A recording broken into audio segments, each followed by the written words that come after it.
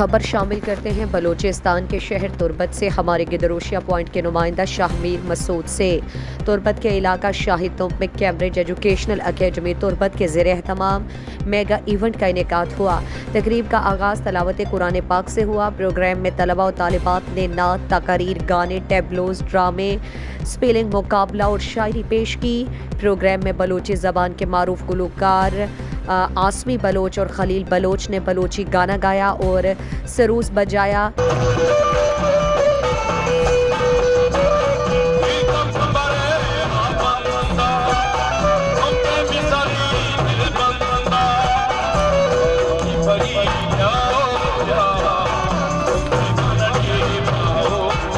اور پروگرام کو دلچسپ بنا دیا۔ کیمبرج ایجوکیشنل اکیڈمی تربت کے ڈائریکٹر موسیٰ بلوچ اور ایکٹنگ ڈائریکٹر شاہ نواز بلوچ نے کہا کہ 25 اکتوبر تک سینٹر میں داخلہ مفت ہے۔